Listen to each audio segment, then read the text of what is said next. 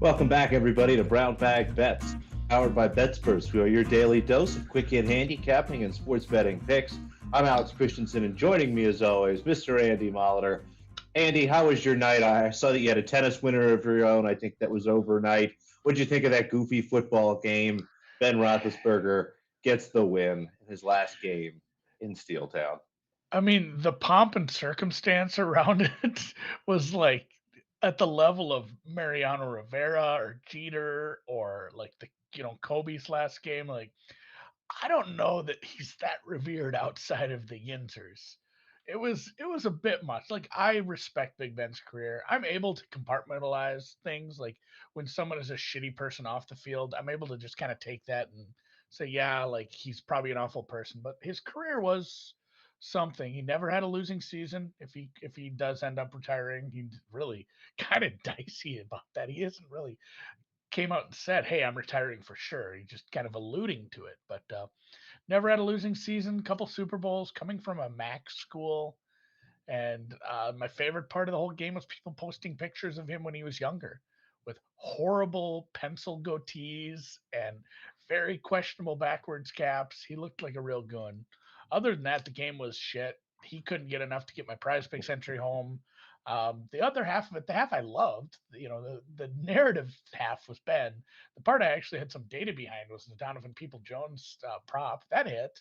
It's really the only pre-flop bet I had was some DPJ over whatever. I think most places had 31 and a half for a yardage total on that. I put a little blog out on that last night. I like He's that. gonna he gets two catches, he's gonna get there, and he ended up with like 60. So good job to anybody who played that. Good job to anybody who had the nuts to play the Steelers at a terrible number, I guess. That market moved all over the place. Sorry, sorry, Browns teasers. That was a that was an unfortunate way to end that. And really, the game was not good. It was Baker's still not a hurt, and fun he's not. watch. Yeah, so many tip balls, so Congrats to everybody much. that laughed at me for betting Roethlisberger. You were right. I'd do it again, but you were right. I would do it again too. Effing was it Deontay Johnson?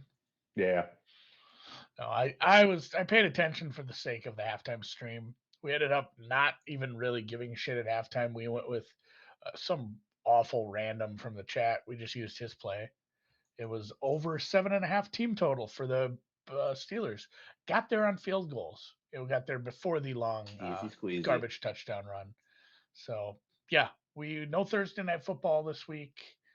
Nothing until Saturday, but we do have week 18 coming up. That'll be a fun one to watch football all weekend into the national championship game on Monday, and second to last bowl game is tonight.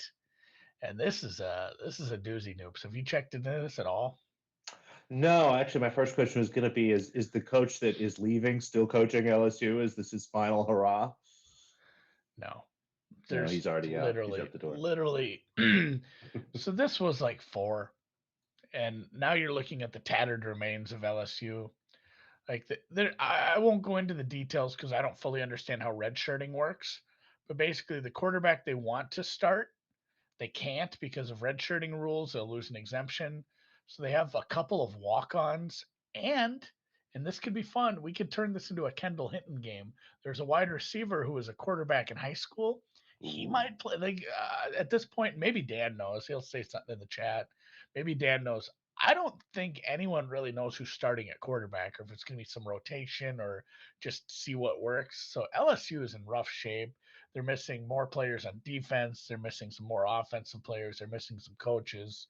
K State's not that great, but like they have a good running back and they're getting better. If you can find someone who's slow on the get up and has a 7, anything less than 15, I would probably just play K State -7 and sit and laugh at this game because it might be bad. K State can run the ball. Their defense is half decent for a Big 12 team.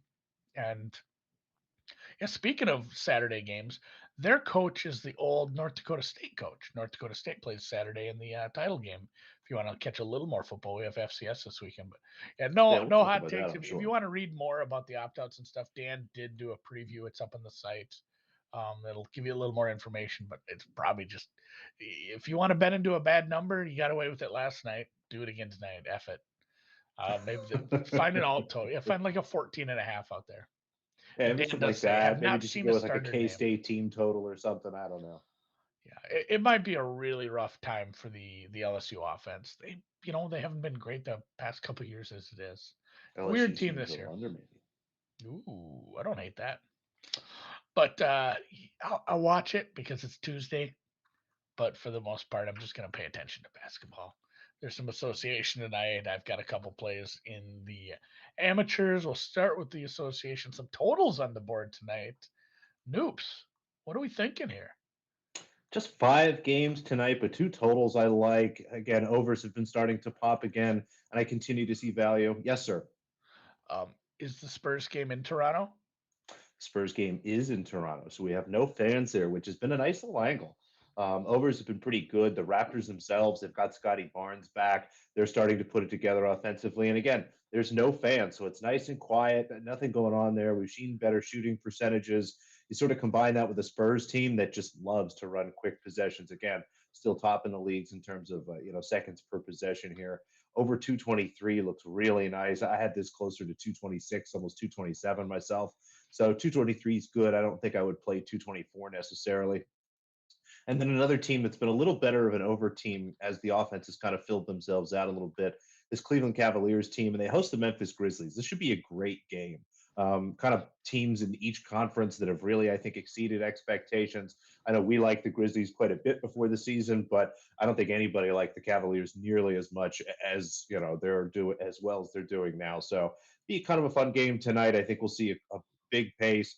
This total's actually dropped a little bit. I'm seeing some 215 and a half. So I actually played this at 217 myself. So congratulations. You got a little better number than me. I have this, just over 220 myself. So 215, 216, 217. I was actually even willing to maybe sprinkle a little bit on 218. So like the overs tonight again, and what I think will be a fast-paced game. Great opportunity for Cleveland to put up a lot of points, and this Memphis team has been great in big spots. So I think this will be a fun game. This will be the one I'll actually be trying to watch. I was just gonna say, like, you beat me to it. Like, if you want to just watch an NBA game, that's the game for you. Like, the Grizzlies have been fun, and the Cavaliers surprisingly fun this year for a team that has kind of been stinky for a few years. They used to have a pretty decent player. He left, I was but just looking. It's Tuesday. It should be TNT Tuesday. Why is there no TNT Tuesday? I wonder if that's the bowl game that messes that up. probably yeah, the Texas Bowl, Is the obviously. Texas Bowl on TNT? Is that what we have to watch I doubt then? that. Ugh. I would think it's on like Fox or something like that. I have to get League Pass then to watch Memphis Cleveland, or I'm sure our buddy HJ in the chat will help share in YouTube stream if he asks nicely. Yeah, ESPN has the bowl game. We'll find it. Maybe get League Pass. If you like NBA that much, you should have League Pass anyway. Here's a couple games you probably have to catch on. Maybe like ESPN U or ESPN She's probably 3. on the app or something. That's the thing about ESPN Plus, not to just keep plugging them, but ESPN, if you want to watch shitty basketball all the time, ESPN Plus has like all the games. Jesus, like I've watched some shit where it's been like the announcer for this game is clearly a grad student who is the biggest fan of the team ever, and he is so excited when his team does anything good. Those are my favorite. These are a little bit higher level. Obviously, we have some MAC ball and some AAC, but Toledo Central Michigan under 152. I think this one's on the move. I think I've seen this ticking down. Yeah, I I saw probably stick. 149. Are you serious? Yeah. God damn it. It might be like a RAS play then. I saw this start to steam. Maybe wait for some buyback. I don't, or follow me on BetSperts because this morning when I played it, it was 152. 149 and Um, a half right now. yeah. How low I, would you play it? Like if it hits 150, or should we wait for 151? yeah, man. 149 and a half, like losing 2.5 full points is even on a higher total. That's a lot. See if you can. I wouldn't play it under 150. Again, follow me on BetSperts, Andy. You can get alerts right to your phone when I make a play, and you can, if you want to tail along on some of these. This was one I was almost talked myself out of, just because Central Michigan is such a bad defensive team. They've given up some really big scores to some teams that I mean, Western Illinois is a shitty team, a really, really bad team at times. They give up 97 to them. I don't like Toledo to put up a ton here, though. I think Toledo rolls. Hopefully, you end up with that, late game blowout scenario kind of game script where you don't have a lot of scoring. There's not going to be the fall game, as they're probably going to lose by about 15, 15 points anyway. But Central Michigan, it is just a really bad defense. It's hard to back somebody like this on an under.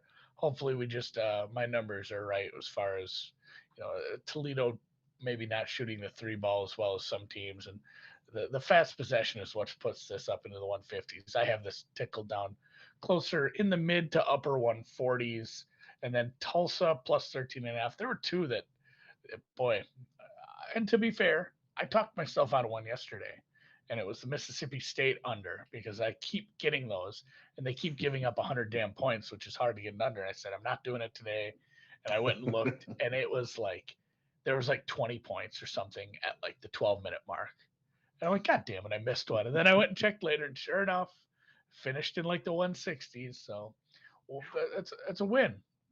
Taking one off that loses is better than a win. In fact, Not losing is uh, pretty great. not losing is awesome. Memphis takes on Tulsa. It will be in Memphis, and Memphis is, I don't know if they're ranked, darn close. I think they had a little bit of a scuffle mid early in the season. Probably get back to it if they can get a couple nice wins in conference. This is conference play now. I like Memphis. I backed Memphis to win the title. I have a big number on that thanks to our friend Dwayne. They struggled in a few spots early in the season, and I love Tulsa as a dog. I've bet them in a few spots. I bet them last year. Memphis does a couple things that I hate when you're laying big favorites. They turn the ball over a lot, and they don't shoot free throws all that well. They're very middle of the pack, under 70% as a squad. But yeah, if you're turning the ball over, giving this underdog a bunch of extra possessions, and then you don't hit your free throws all that well, I'm more than happy to take a double-digit dog against you. A nice slow-paced team in Tulsa who does not turn the ball over themselves, which I love in an underdog. And if you really want to go absolute mirror images, they shoot the free throws really well. So I like this game too. I have this under 10. Like I had a pretty big edge on this, and sometimes I think it's I think my numbers are a little broken on these bigger favorites like this. But Tulsa plus 13.5, and then Toledo Central Michigan under anything if you can get 150 or better. I like it. And that's it. I tried to play like 3 games that are canceled. They're on the betting board. Bellarmine, you can bet on Bellarmine. You can bet on another one that Howard Penn. That game got canceled like 18 hours ago, and they're up on some of these books. These games aren't happening. I don't know. But it's a good way to get like some like roll through bonus. Just go like max a bunch of games that are postponed. I wonder if they'll count that. Yeah, that would be nice. When does tennis fire back up? Like 7-ish Everything your time? is like 7 o'clock Eastern or so, 7:30 Eastern. We start with Adelaide and the Melbournes and stuff. A tough night last night, as I joked about before we got on the show. When I went to sleep, Nina Stojanovic was up a set, looking pretty good there. A couple other things all in place.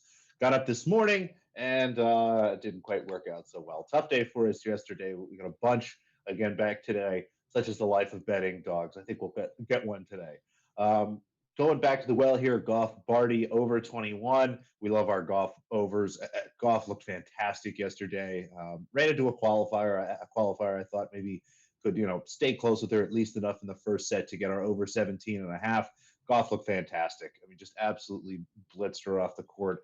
Barty is still probably the best women's player on tour at this point, but I think it's going to be a really fun match. This would be a good one to watch as well. If you're having trouble finding that Memphis-Cleveland game or you want to have something else on, I think this will probably be same time, maybe a little bit later. Check the schedule. Could be overnight, but this is one I'll probably stay up and try to watch a little bit, see if the young American can give Barty any trouble. Talked about this one yesterday, so I'll be a little quicker. Yvonne Sabalenka will take the over 19.5 games as well as Yvonne. Sabalenka loves to kind of botch sets here and there. I think it's a great candidate, not only for an over. I have this match, a juicy 20.5, maybe a thinner, 21. And then Yvonne coming in already has a match under her belt. I have this closer to 2.5 to 1. So 3.5 to 1 sounds great. We'll grab all that stuff in Adelaide. And then we've got another tournament, Melbourne 1. Again, this one will be tough. This is a Zhang playing a Zhang. Quinn, when Zhang is playing Sai Zhang. We want the favorite. We want Quinn when -2, -2.5, -3 at plus money if you can get it. Came through qualifying, has already got a couple matches under her belt. Sai Zhang has just been getting blitzed by some of these young, better players over the last couple months, and I think this is just going to continue that trend.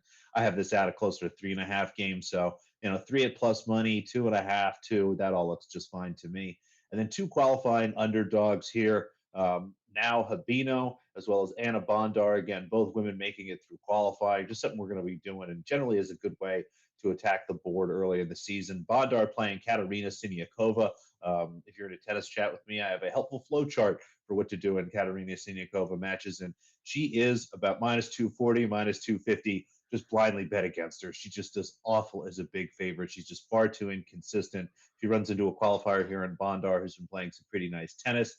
Now Habino, again, plus 190. You might be able to find something a little bit better than that. Almost the exact same situation, -240 against Madison Brengel. Brengel, just someone kind of on the way out, running through her ranking points, getting into some of these tournaments. It's just outrageous that she's this price. So we'll grab Habino, Bondar, and then Quinwen Zhang. Make sure to know your Bondar. Zangs. It's very tough with the Zangs. Yeah, And Quinn, not luckily, Sai. and, might Remember. as well toss a Wong in there as well, Andy. But first, pocket aces here. Amanda Anisimova, the young American, just had about one of the toughest years that anybody could possibly have. Lost her father, who was also kind of her coach and her big inspiration playing on tour. At the same time, ran into just a litany of injuries. And as a result, I think is just being kind of disrespected at this point, as we've seen her work herself into some form. Started to play some tournaments toward the end of last season, did well in World Team Tennis for the couple weeks that she was there, and has looked great in her first match. She goes against Sorana Kirstea in a match where I have Anna Samova, -160. Almost, I could make a case for -170 here. So there's -120s. I think anything -135 or better is great value here on the young American. Another qualifier here, Rakamova goes to play Greek Miniman. Been a solid player, but as I start to look at some numbers here, I have this match much closer than plus 150 before considering again that Rakhimova's already played two matches here and Minen's coming in pretty cold. Wang Jinyu, again, we talked about our Zangs. Now we've got a Wang here to work with. She's a qualifier, but also playing a qualifier, and Alexandra Sasnovich. I think Wang is a young player we're going to be betting on quite a bit this year if they're going to continue to price her like this. I expect her to kind of put away Sasnovich, who is a good kind of measuring stick for kind of being top 75 on tour, and I think Wang is definitely going to break through that barrier. Especially This would be a circadian really nice circadian price on rhythm play. Sasnovich. Was that? Circadian rhythm play too. That's I true. mean, there is something to some of these Asian players do play halfway decent when they don't have to travel as much. Everything's better when you stay in the same time zone. Harriet Dart, again, another qualifier, goes against Madison Keys. Madison Keys, a player who struggles in this time of the year. It's been a long time since we've really seen her play good tennis outside of North America. Out of respect for her ranking and her name, she's -280 against a young Brit who's put together some really nice tennis. If any of you bet the mistake version of the parlay we had yesterday, congratulations. That's why She she's was here. great. So good for yous if you didn't actually listen to the correction. But like her today, again, anything 2-1 or better looks great on her. Then mentioned Ellen Perez yesterday. The young Aussie here, just been a really nice player on some of these surfaces. Struggled with injury a little bit last year, but is back, and we like her quite a bit. So a whole handful of tennis tonight to go along with a little bit of basketball. More than a handful, more than two handfuls. That was 11 plays, Alex. Is that what it was? That would be a handful Lose for track. a Princess Bride character. That's true. 11 plays, two for me on the hardwood, two for you on the hardwood. Nothing really in football. Play Kansas State if you really want to. Maybe I'll look at player. Do something else. I know some There's guys good who tennis do on. There's good basketball. yeah, college DFS. I'm gonna see if I know a guy Is who that a does it for thing? like these single slates, and he makes some wild lineups sometimes that just cash or ash. Like this is gonna score no points or it's gonna win $1 million kind of thing. I might check with him, see if I he like has that. any props on this one. But other than that, yeah, give us a like on YouTube if you would so care to. Follow, subscribe, retweet, like, interact, leave comments. All that stuff's We love it. good. We love you guys. And we'll be back here tomorrow. Talk some sports, huh?